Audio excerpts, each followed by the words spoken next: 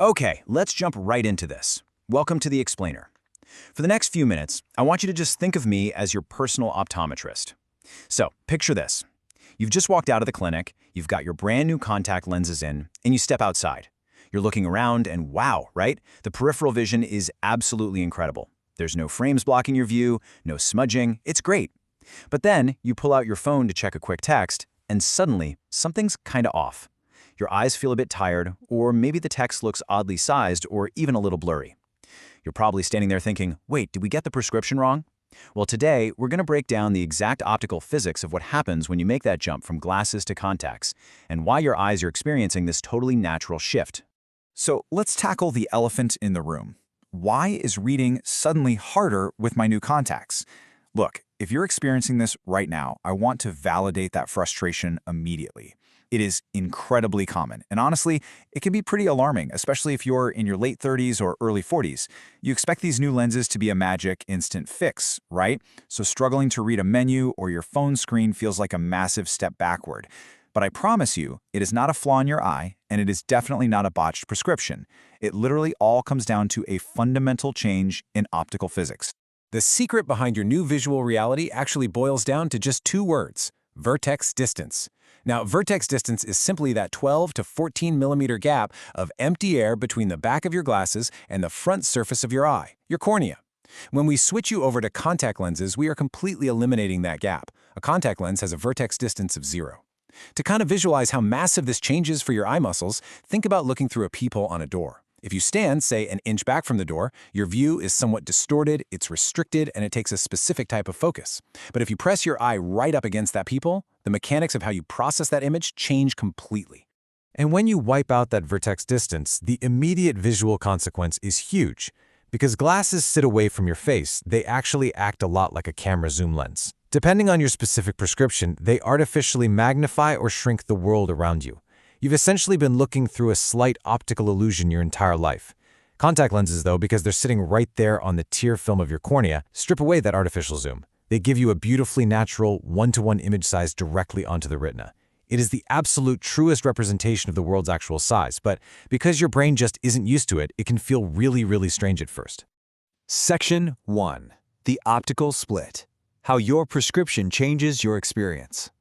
Let's compare the two main camps here. We've got the myopes, our nearsighted folks, and the hyperopes, our farsighted folks. What's wild is that they experience completely opposite side effects when moving to contacts. We're really looking at two specific things here. First is accommodation, which is your eye's internal focusing effort for near objects. And second is vergence, which is how your eyes team up and turn inward to look at something close. A nearsighted person actually has to exert a higher focusing effort and converge their eyes more with contacts than they ever did with glasses. But a far-sighted person, they actually exert lower effort and converge less. Let's dig into exactly why this happens for each group. Okay, so if you're nearsighted, you wear minus prescription glasses. The optical physics of a minus lens sitting 14 millimeters away from your face actually acts as a slight crutch for close-up tasks. It artificially pushes the image closer and reduces the amount your eyes need to turn inward. So essentially, popping in contacts for nearsightedness is like taking off your focusing training wheels. Without that little optical crutch sitting on your nose, your internal eye muscles suddenly have to pedal a whole lot harder just to focus on near objects. To sum up the nearsighted journey, first off, because we removed the minimizing effect of those minus glasses, the world suddenly appears about 10 to 14% larger, which honestly is pretty nice. But the trade-off is that you now require more convergence effort and more accommodation effort.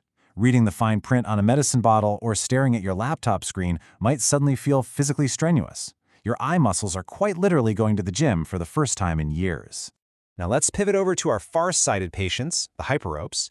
You guys wear plus prescription glasses, and those glasses have been acting as a subtle magnifying glass, not just making things clearer, but actually making them artificially bigger. So switching to contacts for farsightedness, it means you are losing that artificial magnifying glass. So the far-sighted reality is the exact inverse. The image size appears noticeably smaller because you've lost that magnification. I have so many far-sighted patients come into the clinic saying, hey, my vision is really sharp, but why is the text on my computer suddenly so tiny? But here is the massive near bonus for farsighted folks. Because you got rid of that plus lens vertex distance, your eyes actually require less convergence and less accommodation effort. Your near vision focusing physically relaxes. It actually feels easier on the muscles, even if the text itself looks a bit smaller. Section 2. Navigating the presbyopia shift. Aging eyes and contact lenses. The big 40. Around age 40, the crystalline lens inside our eyes naturally begins to lose its flexibility. This is called presbyopia. It happens to literally every single human being on the planet. But here's why the physics we just talked about is absolutely crucial for this age group. The transition from glasses to contacts interacts directly with your natural presbyopia timeline.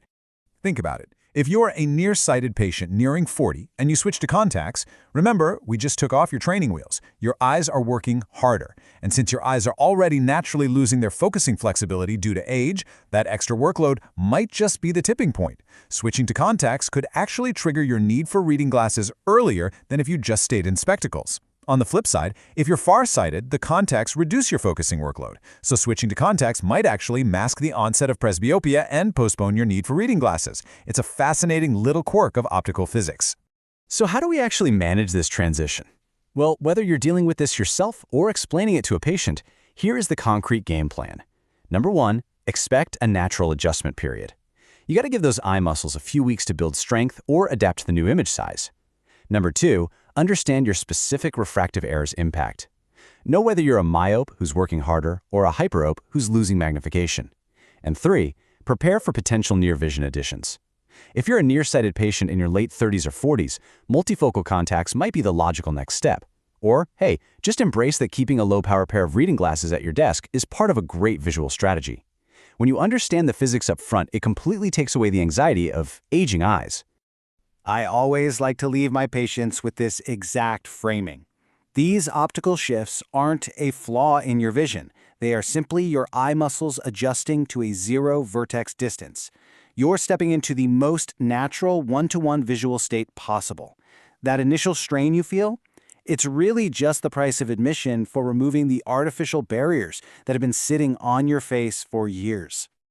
So, the very next time you pop your lenses in and find yourself, squinting just a little bit at your phone, don't panic.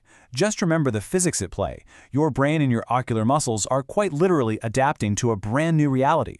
The peripheral blinders are off, the prismatic distortions are gone, your eyes are adapting. But my question to you is, are you ready to embrace the adjustment and finally enjoy the wider view? Thanks for hanging out with me for this explainer. I really hope this helps you navigate your new lenses with absolute confidence. Catch you next time.